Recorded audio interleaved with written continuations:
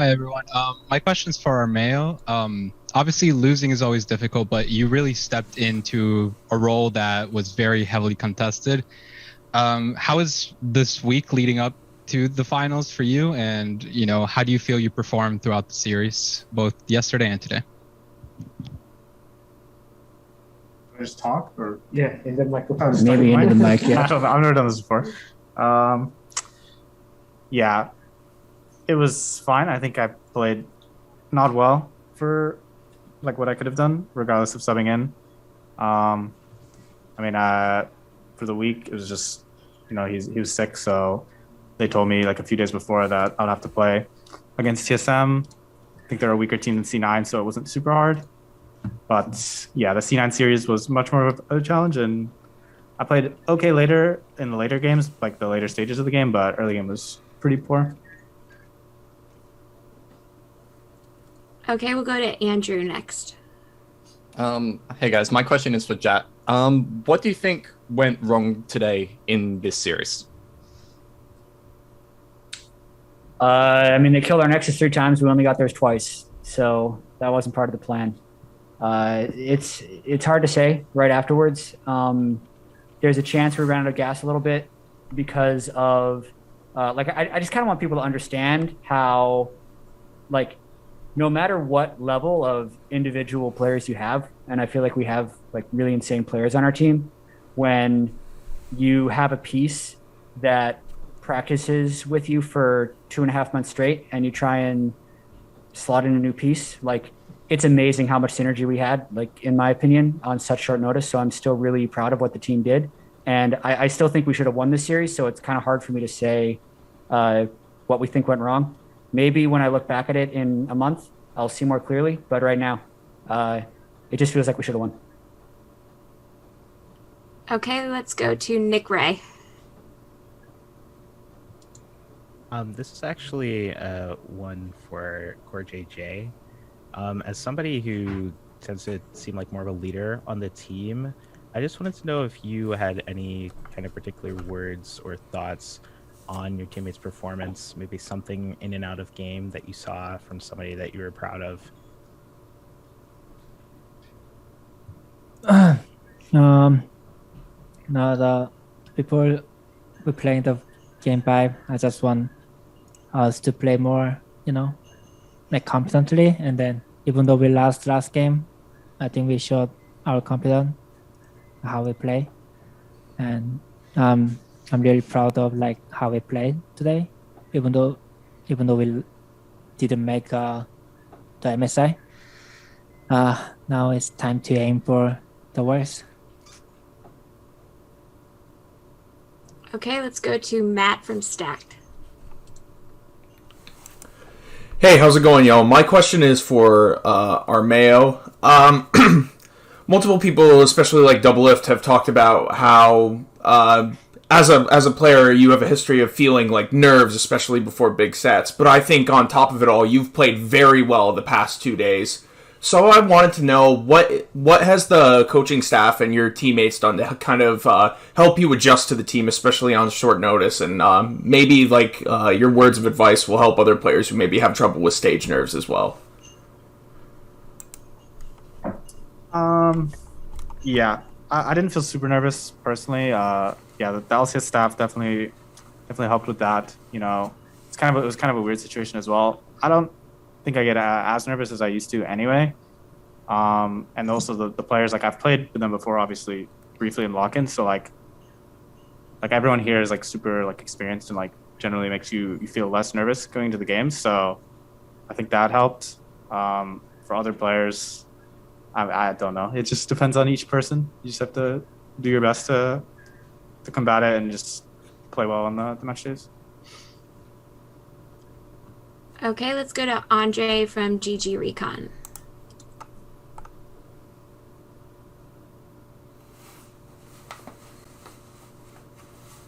You there, Andre? Yeah, sorry, my bad. No worries. This question is more towards the coaching staff.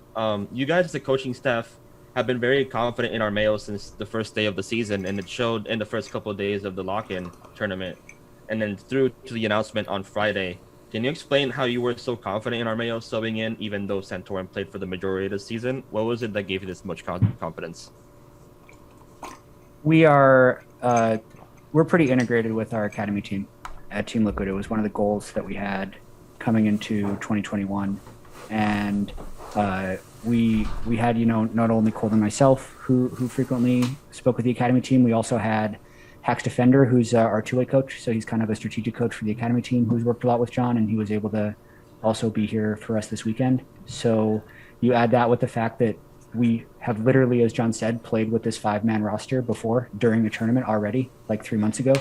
So I think it was just knowing that we have strong players all throughout our organization. And then it was just about everyone kind of collectively buying in that we'd have the confidence to do it as 5. And I actually think we proved it. But again, it's not going to make this feel any better. But I think that's kind of how we had confidence. And Cold can add anything he wants. But yeah, we know John's a good player, and we knew he'd be able to step up.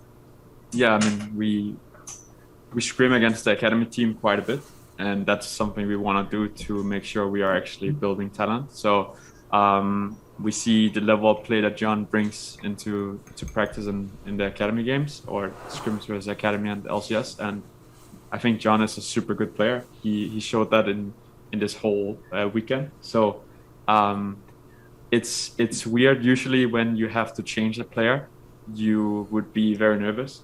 But actually, both me and Josh were. Obviously, the situation sucked. No one is gonna deny that, but we were pretty calm about it because we know the level of play that John has. So I'm very, very proud of him, and I think all of us are. So yeah, good shit, John. Sorry about it. Let's go to Jay Silver. Hi, everyone. So once again, my question is for the coaching staff. This is the first time you guys are playing in an in-person environment in a year rather than in the office. Was there any special preparation that goes into preparing for this in-person environment? I think it's a lot about just trying to make sure that you're doing everything you can to kind of protect your team, making sure that we're bringing as much food in as we can, making sure that we're having the right snacks, making sure that we're talking to the refs and the production people around here, make sure our audio is good, make sure that the light is blocked out before, like we mentioned, the light was going to be a problem on Friday. They covered up most of it, but then, we still ended up having about a 30-minute delay before game 4 because the light was on Eddie's monitor. I'm probably going to change your question a little bit because I thought you were going to ask what it's like playing in this environment. I think it impacts everyone, but since it's a 5v5 game, it's going to be equal. So going from the at-home environment, basically the Alienware training facility environment that we've been in for most of the split, to play outdoors with the wind, it's always going to affect the level of play somewhat. But I thought we did a really good job of responding to it throughout the weekend, and I still think we played pretty well. Okay, let's go to Pedro next. Hello. Once again, this question is for coaching staff in general. So once again, Team Liquid doesn't make the LCS champion. Displayed after all these changes that you did, what other areas you need to improve to be champions of LCS again? What other? Yeah, it's just what do we need to improve on to be champions? Oh, that's how I took that question. That's a good question. I think mainly.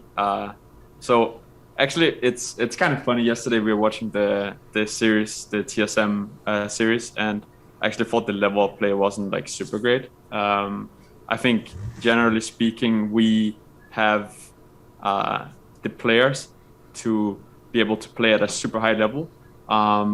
So I think what we kind of need to do more is be better as a team. Lost in the first best of series against Cloud9. I thought we lost because we didn't play as a team. Today we played as a team, and we got into positions where we could win the game, and then it's about whoever plays the best in the moment, and they were just more clutch than we were. So I could see the improvement. from the first series against Cloud9. But generally speaking, it's just cohesion. I mean, this is now our third month with the team, so we just need to work on our team play. That's what's gonna drive us towards being good at Worlds, and that's what we want to do. So Yeah, I agree. Okay, let's go to Izeto. Hey guys, Azento here from Esports Heaven. So I want to talk about the Game 1 draft because you guys left open Seraphine. Now, personally, I thought this was a bait to get Perks off of a playmaker and kind of force him to stay within his own lane state and within the mid lane and not roam so much. But what was the idea behind, I guess, this lack of a ban in the first game? It's a prio check. So we know if we get Seraphine, we win. And we dared them to play it. And then once we beat them with it, they had to ban the rest of the series. So that's why you do it in game 1. Yeah, and also we thought they would not be able to win with it. And basically we took a chance and it worked, and it made them ban it the entire series. So that's some of the mind games you're going into a series with. Okay, let's go with Noel.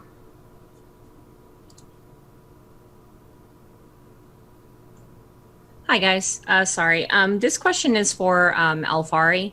Cloud9 started with the lane swap in Game 5, which was a bit more unexpected, but it also continued this top lane focus that was had throughout the series. Do you think that this changed the tone that is already set during a Game 5?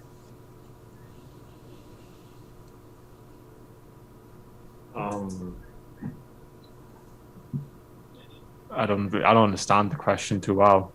Lane swapping changes the game drastically. Yes, that's all I know. Yeah.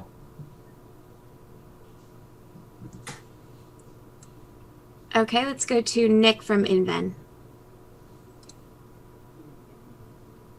Hey everyone, my question is for Jat. While the result, like you said, wasn't what you wanted today, and because of that, it's hard to focus on exactly what went wrong. I'd like to ask you what went right. I feel that while Team Liquid didn't win today, this series was a big improvement from the last time you guys played against Cloud9, despite not having your standard starting jungler. And I'd like to know if there was something you learned in that last series that helped you here, and overall, what you felt the team did right today to make this series so contentious. I thought our 5 to 15 minute sequences were really solid. I thought Alfari had really, really good communication in all of the games. People, only look from the outside, but he drives a lot of our action. I thought Jensen was incredibly locked in today, especially in team fighting on the Victor. I mean, game 1, I think he was I saw the stats somewhere, 1,300 DPM. I think he had 10 and 1 on kills. I thought there were plenty of team fights that Eddie played frame perfect with Isaiah. I think CoreJJ, always finds incredible engages on Rel in some pretty difficult situations and makes some really good turn calls.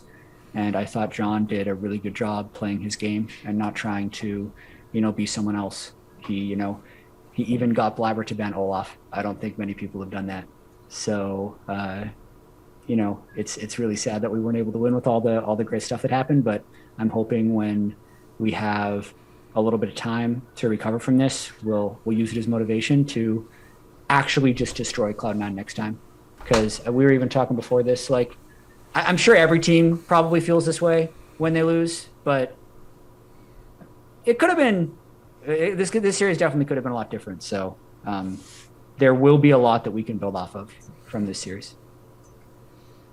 And with the last question, Travis Gafford. This question's for Jensen. So many of you on the team, so many of the players on the team have played in a ton of very high-pressure matches, but I know you've played in a ton of LCS finals. This one, just as a viewer, I think felt incredibly intense, going so long, especially with the pauses and all that. So I'm kind of curious from your perspective, how did this series compare to the other LCS finals you've played in from just an intensity standpoint, or how you felt about it? I mean, it's the finals, so it's pretty intense, but I felt really calm the entire series. Like I don't even think like it registered in my mind fully that it was like a finals and how close we really were. Maybe it was the lack of the crowd, or maybe I've just played in too many finals at this point. I'm not really sure, but yeah, I mean, I felt pretty calm throughout the whole series, to be honest. All right, and with that, thank you, Team Liquid. We really appreciate you taking the time to talk to us after the match, and we'll see you in the Supper Split.